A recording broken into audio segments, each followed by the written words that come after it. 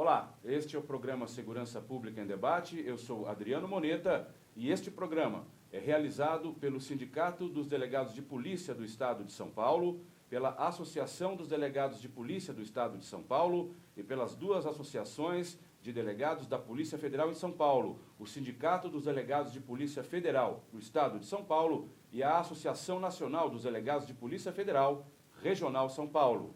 No programa de hoje, nós vamos conversar a respeito do pacote anticrime do ministro Sérgio Moro, um tema que já falamos aqui, mas hoje com uma nova roupagem, uma nova versão. Para isso, o convidado que trouxemos hoje é doutor Fernando Capano, advogado e professor de Direito Constitucional. Ao lado dele estará conosco a nossa anfitriã, doutora Tânia Prado, que é presidente do SINDPF-SP e diretora da ADPF. A quem agora eu passo a palavra para que dê as boas-vindas ao doutor Fernando Capano. Doutora Tânia. Doutor Fernando, é uma honra recebê-lo aqui, em nome de todos os delegados da Polícia Federal. Agradeço muito a sua presença e tenho certeza que teremos aqui um debate muito interessante.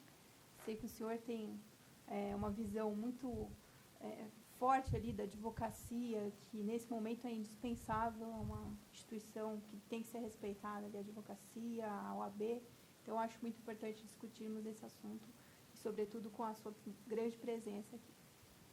Doutor Capano, se quiser agradecer a doutora Tânia, daí eu já vou embarcar na primeira pergunta. Excelente. Muito obrigado, doutora Tânia. Antes de mais nada, é uma honra e uma lisonja estar aqui conversando com vocês nesse programa especialíssimo e tocando num tema que é essencial aí para a atualidade, porque temos um problema gravíssimo, né, e precisamos, a princípio, ter políticas públicas corretas aí para tentar, na medida do possível, equacionar o problema que aflige a nossa sociedade hoje em dia. Muito obrigado. O senhor fala de problemas gravíssimos, eu imagino que esteja se referindo à criminalidade e afins. O senhor acredita que o pacote de reformas penais seja por si só suficiente para resolver o problema da criminalidade, doutor? Olha, André, do meu ponto Adriano. de vista...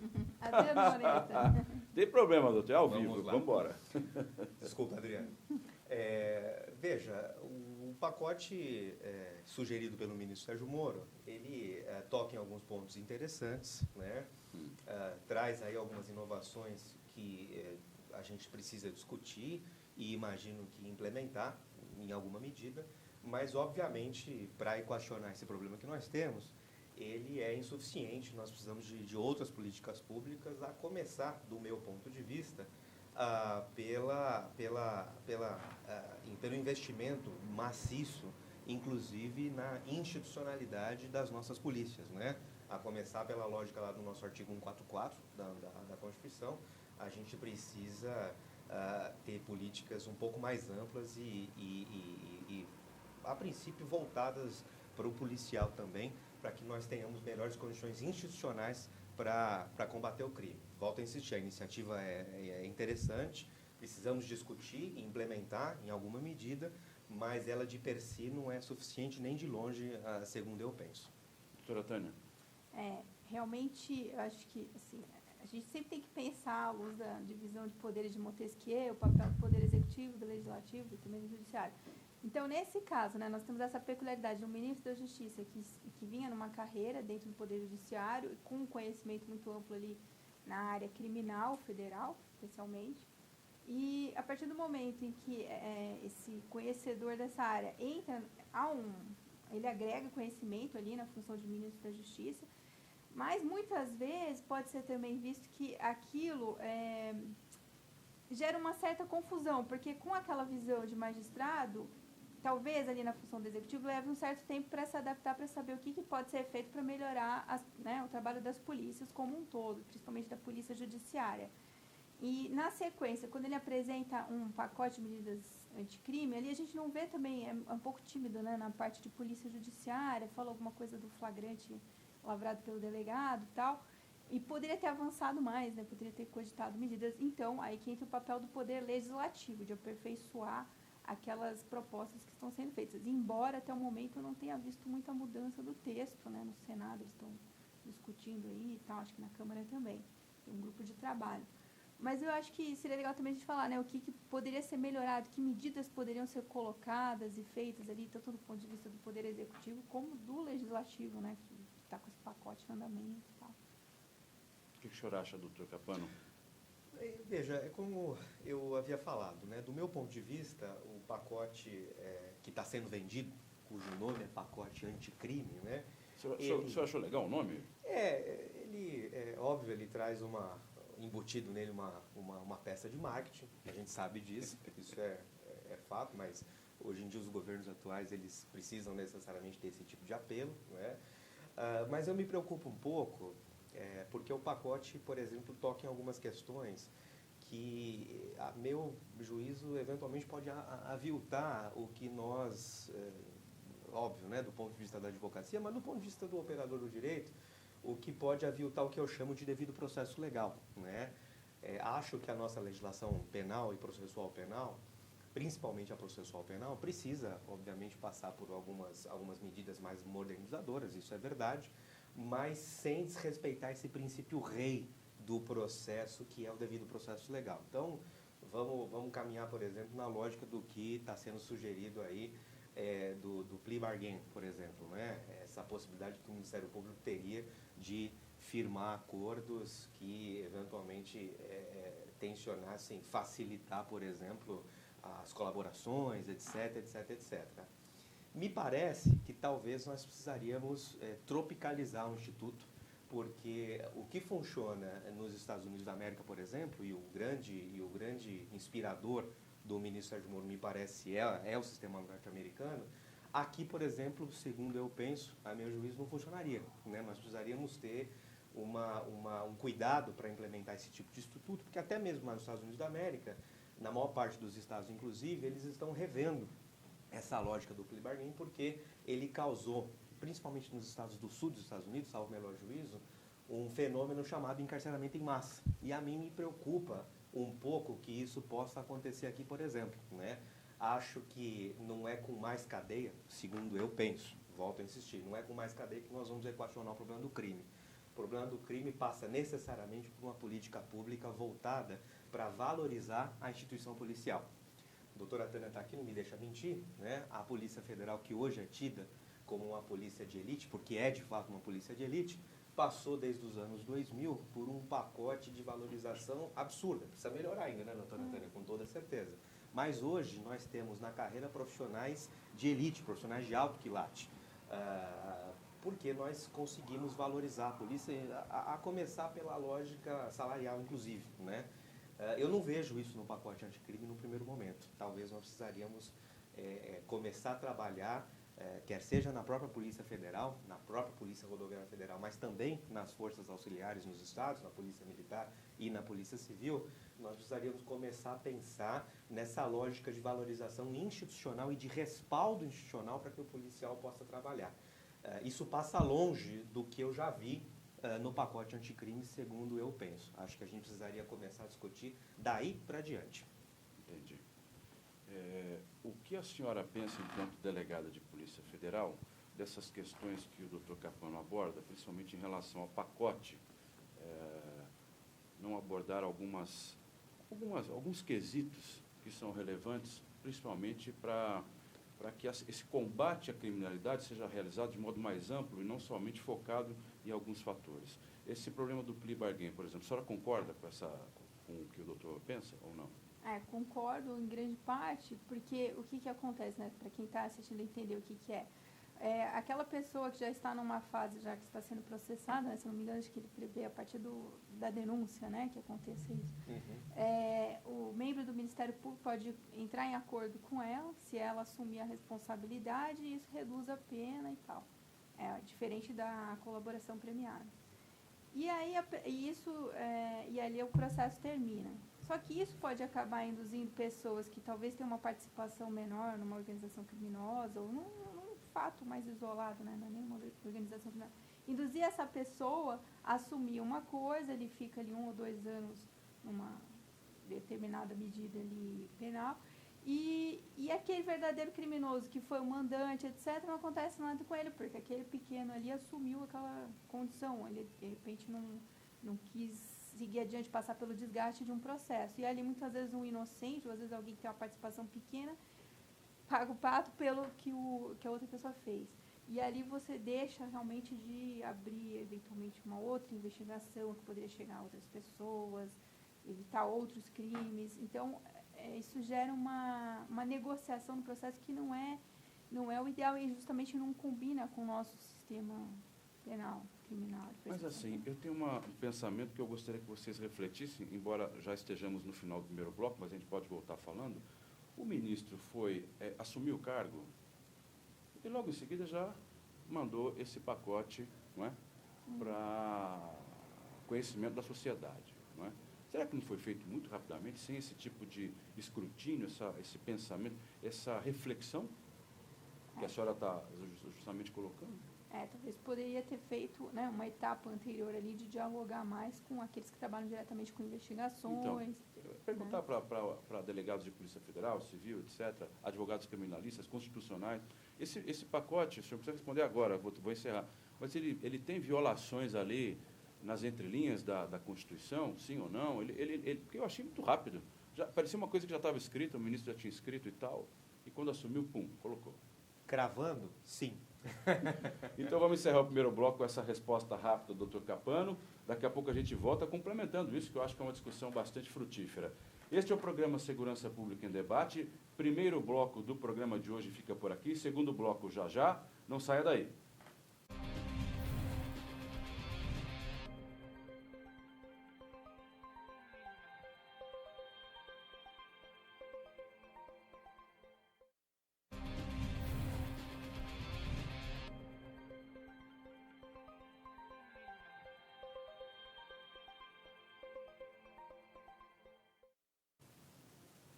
Segurança Pública em Debate, segundo bloco do programa de hoje, em que estamos falando a respeito do pacote anticrime do ministro Sérgio Moro. Eu vou reapresentar o nosso convidado de hoje, que é Dr. Fernando Capano, advogado e professor de Direito Constitucional. Ao lado dele, como nossa anfitriã de hoje, está a doutora Tânia Prado, ela que é presidente do SINDPF-SP e diretora da ADPF. Retomando, doutor Capano, então, por que o senhor acha que tem ali, é nas entrelinhas ou é evidente esse arranhar da Constituição? Na verdade, temos as duas questões. Nós temos aí arranhos diretos e indiretos ao devido processo legal. Posso abrir um parênteses? Por exemplo, gravar a conversa entre advogado e cliente, isso não viola? A princípio, me parece uma violação cristalina, inclusive do Estatuto da Advocacia, né? A princípio, a gente tem discutido isso no âmbito lá do Conselho Seccional da OAB de São Paulo. Eu sou conselheiro hoje, estou conselheiro hoje, e a gente chegou a essa conclusão. Faltou realmente um debate um pouco mais amplo, um pouco mais qualificado com todos os atores que participam do processo penal no Brasil, não é? Com os policiais, com os advogados, outros magistrados, membros do Ministério Público, né? Poder Executivo e Poder Legislativo. Me parece que talvez a gente possa aperfeiçoá-lo, porque uma coisa é certa, isso é fato, a gente precisa combater o crime. O crime aflige, por demais, talvez a preocupação número 1, não é? Nós todos somos da época em que a gente tinha preocupação com a inflação, né? Me parece que isso está debelado, pelo menos por hora, né? A nossa questão é realmente combater o crime. Agora vamos combater o crime de maneira inteligente, né? Quer dizer, não me parece, e eu posso estar até equivocado nas minhas ponderações, mas não me parece que, por exemplo, quando a gente trata da questão da legítima defesa, né, em que se coloca a possibilidade de se aplicar o Instituto da Legítima por ocasião de forte emoção durante a atividade policial e tudo mais, não me parece que é isso, de fato, que as forças policiais precisam. E vou dar um exemplo para você, Adriano, né, e me parece que a doutora Tânia também caminha na mesma lógica.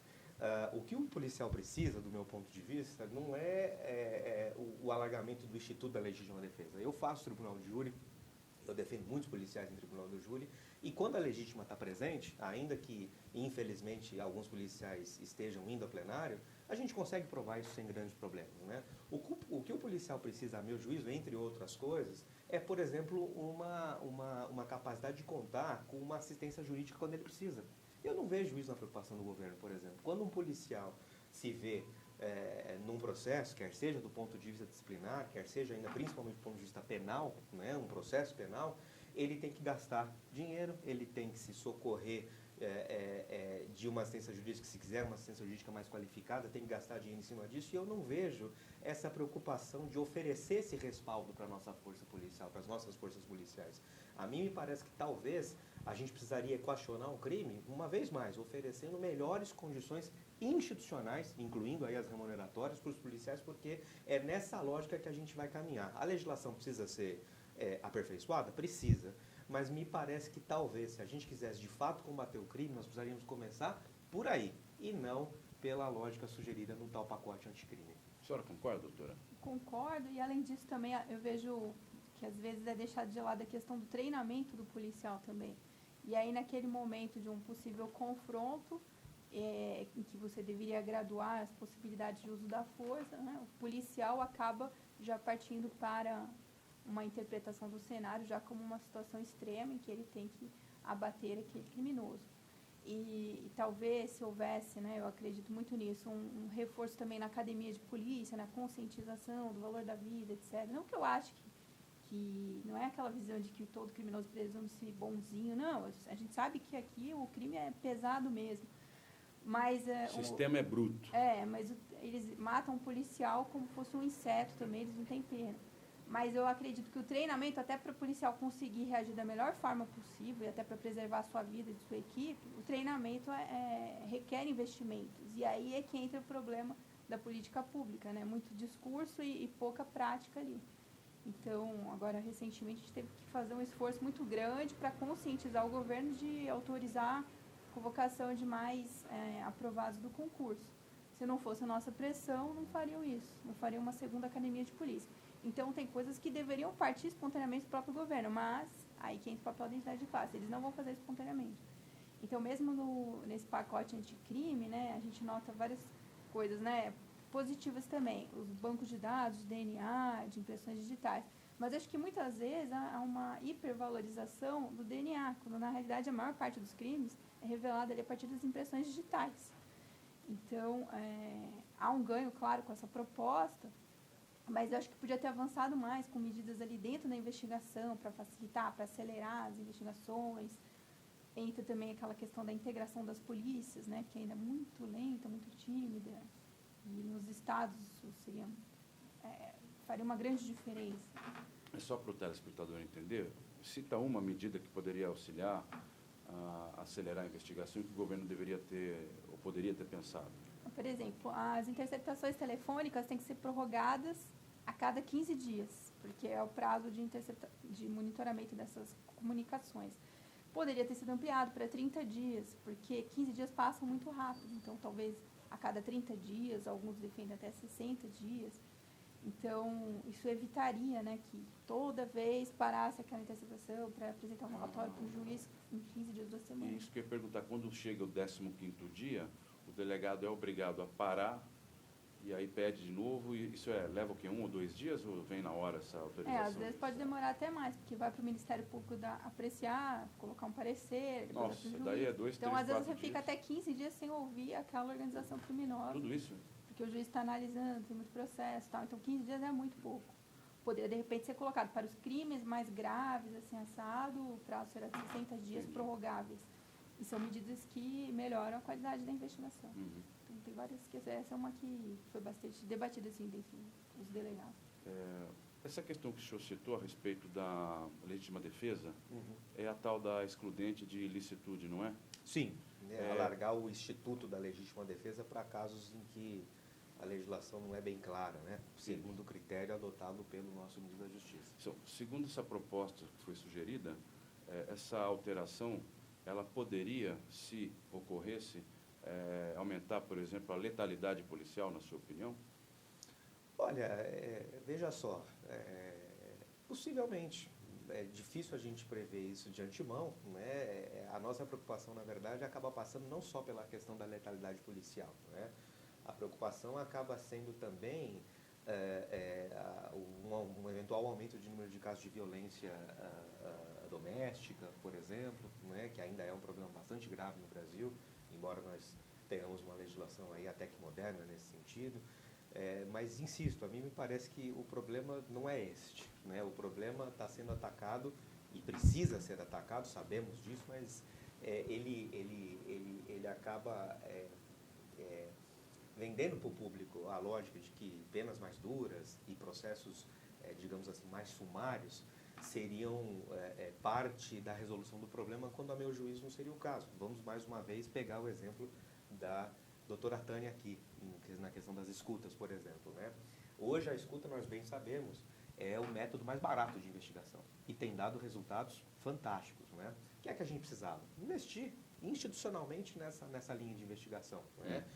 Termos pessoas capazes de fazer, por exemplo, essas transcrições de maneira mais correta, preservando o devido processo legal, né? A gente não está aqui num país, pelo menos não por hora, né? Num país que trabalha nessa lógica da sumarização do direito penal, porque nós bem sabemos que o direito penal ele é um direito distinto, ele precisa necessariamente passar pela lógica da garantia, porque é o modo como você se posta diante do poder. Então, a gente tem que tomar um pouco de cuidado quando a gente acredita nessa possibilidade de que, não, manda logo para a cadeia, é criminoso, tudo mais e tal. Só que o Brasil, em primeiro lugar, o Brasil é um país de dimensões continentais. O Brasil não é São Paulo, o Brasil tem uma série de realidades que são muito distintas. Então, a gente tem que tomar muito cuidado, a lei sai do papel, né, para supostamente combater o fato social, e às vezes ela mira aqui e acerta ali. A gente tem que tomar muito cuidado em relação a isso. E insisto mais uma vez, me parece que a gente precisa, partindo da lógica de que a gente garante necessariamente o devido processo legal, já que estamos num regime constitucional, é daí para diante que a gente vai combater o crime com medidas inteligentes e que talvez não tragam nem tanto gasto assim para o governo do ponto de vista de manejo orçamentário. Mas me parece que a gente precisaria ser um pouquinho mais inteligente na implementação dessas políticas nesse sentido. O que vocês dois acham? Tem um pouquinho de elucubração também, né? Vamos imaginar. Que seriam medidas que poderiam ser executadas a médio, longo prazo, ou até a curto prazo, por parte do governo, para justamente combater esse mal que nos assola? E não só um pacote anticrime. O que precisaria acontecer, na opinião de vocês? A capacitação, eu já vejo como um primeiro passo importante. Realmente umas iniciativas que eu vi recentes do próprio Ministério da Justiça, de percorrer alguns lugares, acho que eles foram agora para o Pará, e levando ali experiências, palestras de delegados que participaram nessas operações fortes da PF. Mas eu acho que isso daí deveria ser muito mais frequente, né? É claro que cada estado tem uma realidade e tal, mas como a Polícia Federal realmente é aquela que mais se destaca nas investigações macro, né? Então, aquele conhecimento levado para os colegas, e isso tem que ser estimulado também pelos diretores, os delegados gerais, das polícias, civis, tudo. Então, essa experiência de não ficar só na microcriminalidade, naquele casinho, é claro que aquele casinho vai chegar na delegacia, no distrito, alguém tem que tomar providência, mas também capacitar para os casos grandes, com cooperação internacional também. Então, há umas iniciativas que nós vemos acontecer, mas precisam ser reforçadas, precisam ter apoio dos estados para que aconteça. O que o senhor acha, doutor? Veja só, num país como o nosso, né, com todas essas realidades distintas, me parece que a gente precisa usar o caso da Polícia Federal como paradigma, né? Eu já há bastante tempo, há quase 2 décadas, eu tenho a honra de tutelar os interesses legais de policiais, né? E outro dia eu vi uma ponderação que me pareceu fantástica. Um policial dizendo o seguinte: olha, doutor, no início dos anos 2000, eu era policial federal e eu preferia, se me desse a oportunidade, eu preferia ser policial civil no estado de São Paulo ou policial militar, porque nós ganhávamos a mesma coisa, só que tem um detalhe: eu, como policial federal, poderia cumprir uma ordem a 2.000, 3.000 quilômetros de casa. No âmbito da Polícia Militar do Serviço, isso não aconteceria, né? Nós ganhávamos, na época, segundo ele, o equivalente a um motorista de transporte de valores hoje, né? Coisa de 2, 3 mil reais. Hoje a gente já tem um patamar salarial muito distinto, né? Cuja política vem sendo adotada já há várias décadas e me parece que continua nesse governo, embora precisando melhorar de qualquer modo, né, doutora Tânia? Então, isso atrai para a carreira os melhores talentos. A mim me parece que a gente precisa partir dessa lógica. Se você pegar a Polícia Civil no âmbito dos estados, isso é muito preocupante. A gente vive uma realidade em que de cada 100 homicídios, nós temos a apuração de autoria de 8. e que eventualmente são denunciados e condenados, menos do que 4, salvo o melhor juízo. Quer dizer, o problema está na lei? Sinceramente, não. O problema não está na lei. O problema está na falta de capacidade institucional que tem o governo para poder tocar um inquérito com uma qualidade mínima. Então, na lógica da doutora Tânia, se a gente não partir da premissa de que a gente precisa investir necessariamente, primeiro no material humano, né, no ser humano policial, e depois, né, em todos esses respaldos, a gente não vai sair do lugar. Doutor Fernando Capano, queria agradecer muito a sua presença no programa de hoje. Infelizmente, o nosso tempo acabou. É sempre assim, quando o programa é bom, acaba logo. Doutora Tânia Prado, também agradecer a sua presença. Este foi o programa Segurança Pública em Debate. Hoje falamos a respeito do pacote anticrime do ministro Sérgio Moro. A você que nos acompanhou até aqui, o meu muito obrigado e até a próxima.